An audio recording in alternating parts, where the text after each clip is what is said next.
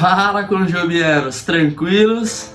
Vamos para o nosso último vídeo desta saga de Filemon, nessa série da Conjob de Filemon. Nos capítulos anteriores nós vimos então sobre praticamente todo o livro de Filemon, porém ainda falta esse finalzinho dos versos 23 a 25.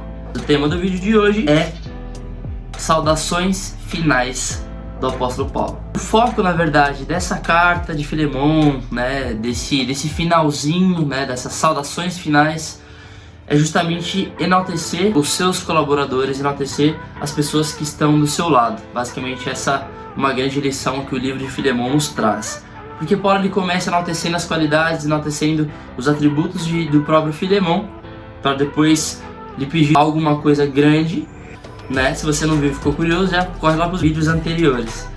Mas agora Paulo ele finaliza enaltecendo a importância dos seus cooperadores, enaltecendo a importância e quem são os seus cooperadores estavam ali fazendo juntamente dele, né? É muito interessante. Nós terminamos o vídeo anterior então falando ali sobre o versículo 22, onde Paulo pede para que Filemon preparasse para ele pousada, porque pelas orações dos irmãos ele estaria novamente livre para poder pregar a palavra de Deus, livre para poder continuar a sua missão. E agora a gente vai para o verso 23. Então já solta o joinha aqui embaixo, compartilha o vídeo e vem com a gente. Verso 23 ele diz basicamente o seguinte: saúdam-te, Epáfras, meu companheiro de prisão por Cristo Jesus. Ele começa enaltecendo então um dos principais companheiros que ele tem ali, um dos principais colaboradores. E é interessante quando a gente analisa, porque quando se vê à primeira vista assim o texto, a gente só vê o Paulo citando um homem que é prisioneiro juntamente com ele, que estava preso ali com ele, e que o motivo era Jesus Cristo. Mas quem foi Epáfras? Paulo destaca primeiramente Epáfras, pastor da igreja de Colossos e que estava com ele preso. E o mais interessante é que Paulo não cita somente ele mesmo que está preso, assim como Epáfras, mas ele cita um grande cooperador, que é o pastor de uma igreja, né, ali de Colossos, e ele cita que o motivo da prisão de ambos, né, eu, Paulo, estou preso juntamente com meu irmão Epáfras, que é pastor ali da igreja de Colossos, mas estamos presos juntos nesta cela, mas por um único propósito maior do que tudo isso, que é a missão que nós temos, que é pregar o evangelho de Cristo. É por Jesus Cristo que nós estamos presos. Então Paulo faz essa menção que é muito importante. Afinal de contas, a vida de um pastor não é simples, né? O pastor encara vários desafios, o pastor tem muitas dificuldades em seu caminho, e basicamente Paulo ressalta essa questão de um pastor da igreja de Colossos, como era Epáfras, estar com ele. Para ele era uma coisa muito notória a ser ressaltada, né? Ele ressalta primeiro que Epáfras estava com ele, para depois no verso 24 ressaltar outros cooperadores que estavam com ele, não presos, mas que estavam ali com ele no dia a dia, também na batalha, nessa missão, né? Interessante aqui, né? Paulo ressalta aqueles que estão ao seu lado nas suas lutas, nas batalhas, né? no seu ministério. Isso é muito importante.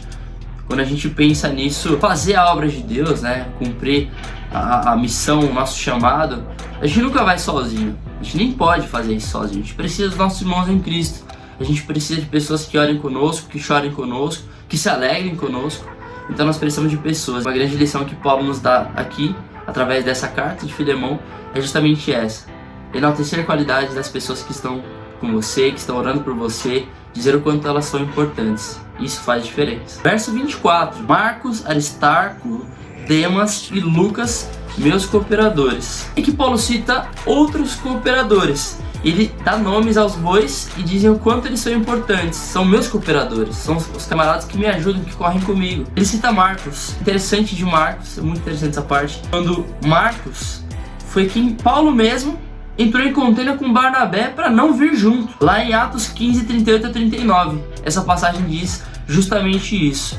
Paulo não queria que Marcos acompanhasse ele e Barnabé numa missão, né, evangelística. Então Barnabé e ele começam a discutir, e nessa discussão Barnabé abraça Marcos e vai para um lado, Paulo abraça Silas e vai para outro. Então é basicamente esse o cenário. Marcos teve um começo ruim lá em Atos 15, 38 a 39. Paulo não queria que ele estivesse com eles, porque ele já havia fugido antes da missão as quais eles estavam fazendo por ali. Então, nesse momento, Marcos ele se apresenta de novo e Paulo fala assim: Barnabé, eu não quero que ter esse camarada perto, porque ele não é um cara constante. Basicamente isso. Barnabé vai, abraça e vai para um lado, né? E Paulo abraça Silas e vai para outro. Um camarada que começou ruim, terminou bem, que agora Paulo cita ele aqui em Filemão como um cooperador. Muito interessante isso. Paulo cita também, em segundo caso, Aristarco, que foi companheiro de Paulo em Jerusalém e em Roma. E cita Demas também.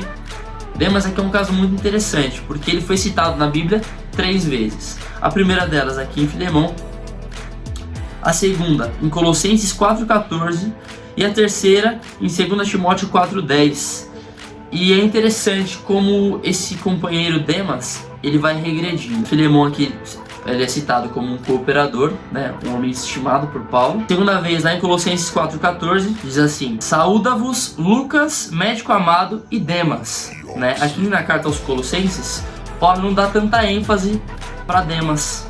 Cita como se fosse um homem comum que saudou a igreja, mas não traz nenhum atributo especial. Como em Filipenses, por exemplo, que ele fala que são meus cooperadores. Demas é meu cooperador. Agora ele só cita que Demas mandou saudações. E por último, mais ou menos importante, 2 Timóteo 4,10, que fala assim: porque Demas me desamparou, amando o presente século, e foi para Tessalônica. Então, Demas foi um cara que abandonou o ministério, abandonou Paulo e largou a sua carreira na fé. Basicamente é esse panorama aqui que nós temos. Marcos começou de um jeito ruim e agora ele termina aqui na descrição de uma forma muito positiva, com o reconhecimento de Paulo que ele de fato era um cooperador. E Demas ele começa de uma forma muito positiva sendo cooperador, passa por um processo de neutralidade, né, um cara que ficou neutro, e finaliza por então abandonar a sua missão, abandonar Paulo, desamparar o apóstolo Paulo na sua missão evangelística. Então é basicamente esse o panorama que traz aqui sobre alguns dos cooperadores. A grande questão é o seguinte: você tem perseverado em andar com Deus? Fica o questionamento, né? Nós vemos aqui duas figuras opostas, um que começou mal e terminou bem, e um que começou bem e terminou mal. Você tem buscado andar com Deus de forma íntima e verdadeira? Quando ninguém está olhando, quem é você? Ou que tipo de cristão você é? Pense nisso. No verso 25, para a gente poder finalizar: a graça de nosso Senhor Jesus Cristo seja com o vosso espírito. Amém. Paulo nos diz uma coisa muito interessante aqui, e particularmente eu achei que seria um vídeo até mais curto, porque são apenas 3 versículos, mas são 3 versículos com uma profundidade muito maior do que se imagina, né? A graça de Deus deve estar presente em nossas vidas desde o começo até o fim de nossas vidas. Que esse amor e temor a Deus que temos sejam presentes em nossos dias, todos os dias da nossa vida. Que esse temor a Deus, que esse amor pelo Senhor, pela causa do Senhor, pelas almas perdidas, como o próprio Filemão demonstra aqui o amor a um escravo, libertando-o inclusive no final. Se você não viu e quer saber mais, volta no vídeo anterior. Mas libertando um escravo que o roubou, que fugiu, que poderia ter dado um péssimo exemplo para outros escravos ou para outros senhores de escravos. Então colocou Filemão numa bela saia justa. Então ele, a pedido de Paulo vem, escreve essa carta, conversa com ele, né? Manda essa mensagem para ele. No final das contas, Filemão perdoa, Filemão liberta o escravo Onésimo. E nós temos um belo exemplo aqui nessa carta de relacionamento, de demonstrar o amor de Deus para com os nossos irmãos. Que assim seja, que essa graça, que esse temor a Deus e amor a Ele possam permanecer na nossa vida e ser constante em nossa vida, que possamos ser constantes, crentes constantes, verdadeiros e constantes a cada dia de nossas vidas. Basicamente, Paulo encerra dessa forma: a graça do nosso Senhor Jesus seja com o vosso espírito. Amém. Que Deus abençoe as vossas vidas, que Deus possa ter falado muito ao seu coração, assim como falou ao meu. E lembre-se, jamais se esqueça disso: juntos somos com Job. Tchau.